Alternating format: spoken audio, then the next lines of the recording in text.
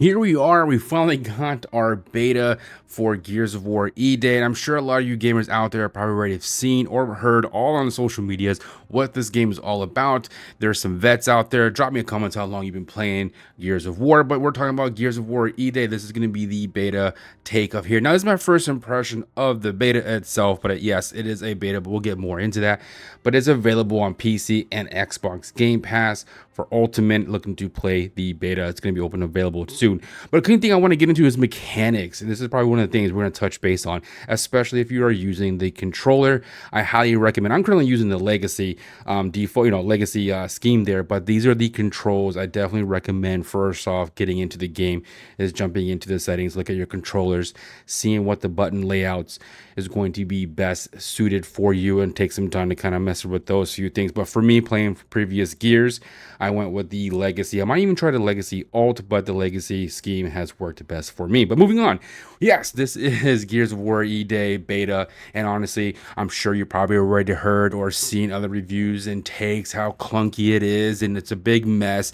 I mean, come on, guys, it is absolutely, from my opinion, it is not. I mean, it's a beta, right? Who hasn't been playing games for the longest, especially any major release games or any games really, testings and beta modes and all that kind of stuff? Yeah, it's going to be clunky at first, but let's get into some of the things here, especially if you are been playing Gears of War and or getting to want to play Gears of War as a new player. I have to say, one of the biggest things I do have to say, and I'm sure a lot of us probably already seen it, is the mechanics of the game. Two things I have to kind of touch base on: wall bouncing and the whole rodeo running. Now, there's no more rodeo. There's similar like movement to the rodeo run.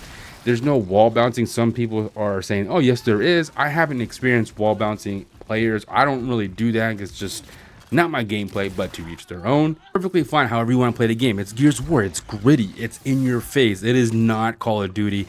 It's not Fortnite. It's not Battlefield.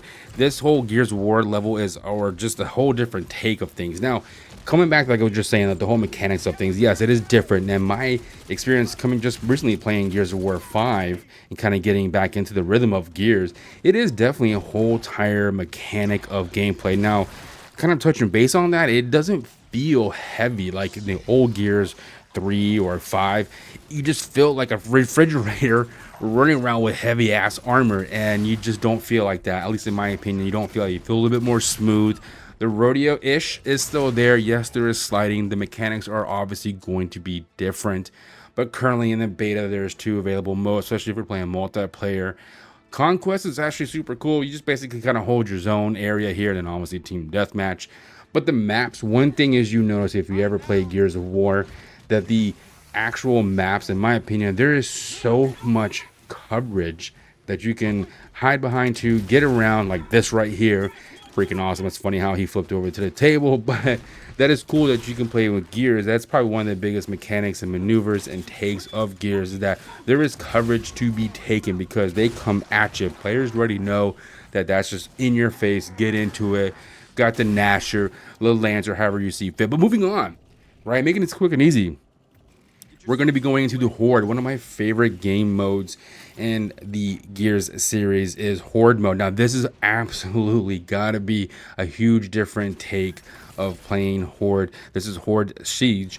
Now, there's different ways. Now, as you see here, to kind of touch base more into this, you go into groups, you get your squad, but there's also 2 other squads that you see available that are in the field out there taking on other points of interest or other different missions, if you will, to take on like those the locusts, and everything's just going freaking absolute in your face crazy. And that's what's super cool. It is not what you were able, or if you played previous Gears, that the Gears Horde mode, you go against waves up to 50, and each wave gets higher. You get the fabricator, and you set up turrets and decoys and gates and stuff like that to fought off the line of defense.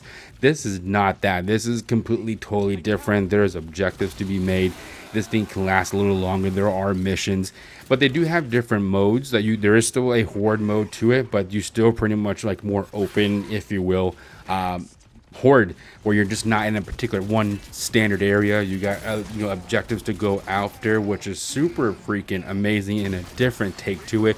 Took me a little time to kind of get used to it, but absolutely freaking fun once you actually play it. The players that so far I've come across, I played solo majority of my gameplay, have been absolutely freaking amazing. They definitely come in there and revive you. They're just not kind of like holding their own in that sense of, just running off. No, they get you so far. And if I know those future players, or if you are one of those players that revive your teammates, hats off to you, because that's what it's all about. And that's what kind of for me has set me apart of playing like this particular game mode or this game series or the franchise, is because I don't get that, at least in my experience, to other games. But nonetheless, the Horde is absolutely just a huge different take from previous Gears, and I look forward to seeing exactly what's going to happen here in October once it comes for release. And of course, like I said, this is the beta edition, right? This is the beta testing. Yes, things are going to be clunky, things are not going to really work.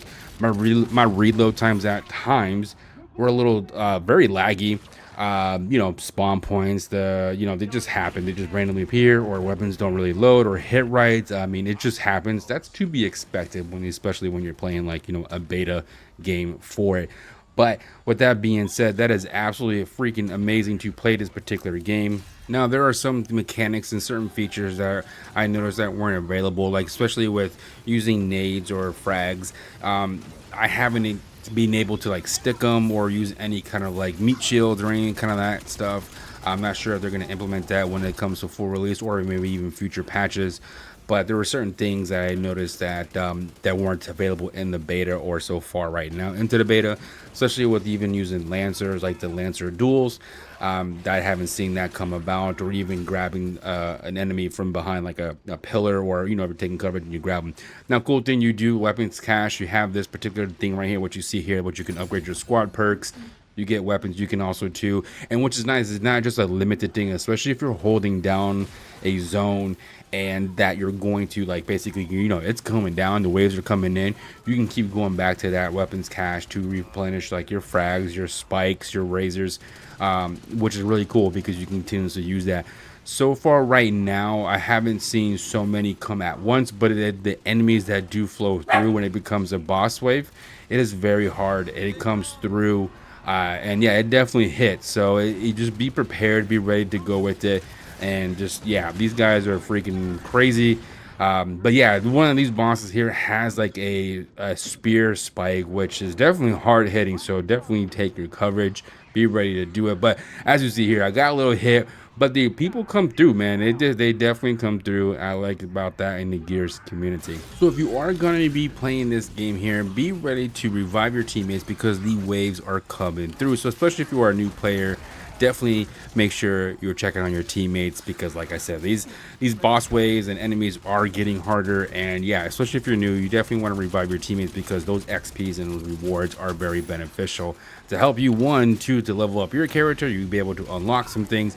And also too, on a side note, me and this squad here, you are able to vote to progress or start the next horde wave as soon as possible, which is cool because I mean, you just keep going. And that is one thing I have to say I like about Gears, or the whole Gears of War like horde mode, is that if the team wants to progress further and not having like a cooldown, I want to say it's like 30 seconds before the next wave hits, you can vote and go to the next wave and just pretty much non-stop action. That is super awesome. I love that feature, that you're able to do that and just kind of keep things going. But yeah, and this is pretty cool, the fact that in the beta also too, or seeing what the next horde siege or like what the horde modes are going to be like, is that you see other squads coming through or on the field going against others. You can help them out too as well, and just kind of just see other squads, which is it's a whole new take to see that actual type of players on the field too as well, taking on the hard enemies and just going in it, man. So yeah, help them out too as well. It's very cool to kind of get in the field and you can run past them or skip them. You don't necessarily have to stop and help them, but it's just cool to kind of interact with them too as well. And also too, if you're ever down, they can revive you too on an opposing team, or different teammates that can help you out too. So it's very cool. So if you see another squad members down, definitely help them out. It's very cool.